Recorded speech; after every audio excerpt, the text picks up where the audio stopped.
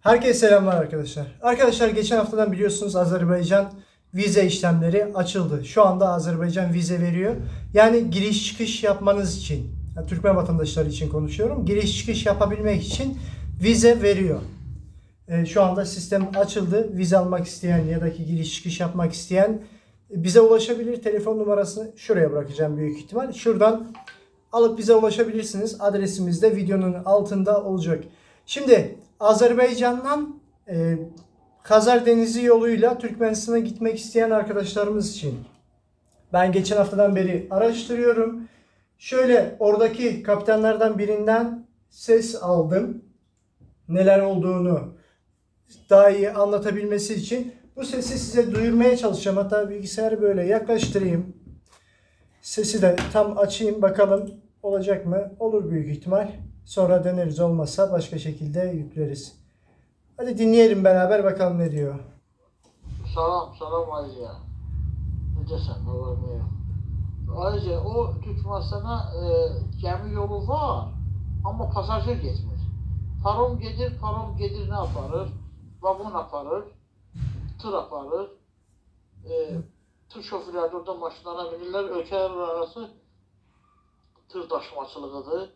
Yəni sərnişin olaraq heç kəs, nə Azərbaycan vətəndaşı, nə Türkmen vətəndaşı, nə oradan gələn o vaxtında, tutaq ki, Kazaq gəldi Türkmenistan'a, Türkmenistan'dan mindi paroma gəldi Bakıya, elə şey yoxdur. Pasajirə icazə yoxdur, heç hələ yoxdur. Ancaq samalyotla var o şey, pasajirlərə sərnişin kimi də. Gəmilər gedir, getməyə, bizimkilər neft tankerləri gedir, quyu gedir, uşaqlar var da işləyirlər, amma onların əsir qalırlar orada, şəhərə çıxmaqları yoxdur. Boşqaldan yükü götürür, oraya qayıdıb çıxır gəlirlər. Yəni, heç cür mümkündür, ancaq samalyotla mümkündür, samalyot. Bizim də bir qohumumuz var, elə bir gəlimizin bası oradaydı. Onun da nə uşağı mı öldü, nə öldü, nə bizim buradan gedə bildilər, nə bir şey də bildirlər. Gəlimizin qardaşları heç biri gedə bilmədi. Mümkün olmadı. Yetdiler burada bir tane Kiles Türkiye'nin elinden gönderdilər. Başka cür olmadı. Yani hiç cür mümkün değil. Birincisi Türkiye'nin Azerbaycan'da vize hakkında kanun var. İkincisi bu yolda pandemiye göre temiz o ülke her şeyi bağlayır. Yetkəl yoktur. Ben fakt işin içindeyim de bilirim de bizim tanesi dostlarım var zaten var. Gəmilərdə işləyirlər. Gedirlər, burada qalırlar. Gəminin içində otururlar. Üç qutarır, iş qutarır. Ya yük götürürlər, ya yük boşaldırlar, çıxıb gəlirlər. Şəhər, biz ayaqlarını pirçala da qoya bilmirlər, qoymurlar. Gəminin ətrafından hesab getdi yox. Təzdən çıxıb gəlirlər. Paromlar gedir, əvvəllər Sovet vaxtı nətər idi? Baxır, get, gəl, heç bir problem yoxdur. Gedirdik, hamı gedirdik, gəlirdik. Yollar açıq idi, paromlarla həm insanlar gedirdi, həm yük gedirdi. Yok dedi şeyler. Param ancak vagon aparır, bir de tır aparır. Vesselam. Ne oldu Aziz? Sağ ol.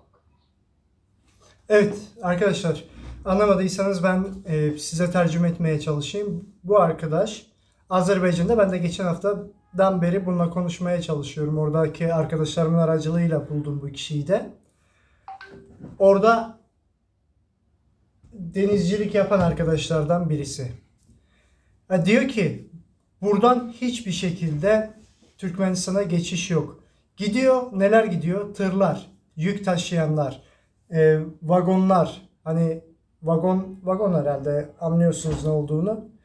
Onlar geçebiliyor. Yük götürenler, yük getirenler. Bu da başka vatandaşlar oluyor. Yani Azerbaycan oluyor, Kırgız oluyor, bu vatandaşlar oluyor. Bunlar da gemiden dışarı çıkamıyorlar. Zaten gemiden dışarı Türkmenistan sınırlarına ayak basmaya izin vermiyorlar. Sadece gemi içinde bekliyorlar ya da tırla gitmişlerse tır içinde bekliyorlar. Tırın etrafında dolaşıyorlar. Bu kadar. Başka yolu yok. Hani buradan denemek isterseniz Azerbaycan'a gidip Azerbaycan'dan geçmek, oradan geçilmiyor. Bunu da size duyurmak istedim. Geçen haftadan beri bunu uğraşıyorum. Sizden telefonları aldıktan sonraki Azerbaycan'dan gidiş var mı, Azerbaycan'a yollar açıldı diye. Bunu bulmaya çalıştım. Bu arkadaşı buldum. Sağ olsun, bu da böyle açıklama yaptı. Ben de size duyurmaya çalıştım. Bakalım ne kadar çıkmış sesi. Çıkmamışsa tekrardan yükleyeceğim videonun üstüne. Oradan dinlersiniz. Neyse şimdilik bu kadar. Hala kanala abone değilsiniz. Abone olursunuz şuradan ya da şuradan. Kanala abone olursunuz. Bildirimleri açarsanız, yorumlara da sorularınızı yazarsanız cevaplamaya çalışırım. Takipte kalmayı unutmayın. Şurada da telefon numaralarımız var. Oradan da bize ulaşabilirsiniz. Elimizden geleni yardım etmeye çalışacağız. Sizlere yardımcı olmaya çalışacağız. Yeter ki kaçak kalmayın. Şu anki durumda yollar kapalı. Hiçbir yere gidilmiyor, gelinmiyor. Ama isterseniz giriş çıkış yapmak ya da ki kimliğinizi yenilemek, yardımcı olmaya çalışırız. Kendinize iyi bakın. Görüşmek üzere. Bir de bu videoyu arkadaşlarınızla paylaşmayı unutmayın ki arkadaşlarınız da hata yapıp gidip oradan gitmeye çalışmasın. Görüşmek üzere. Hoşça kalın.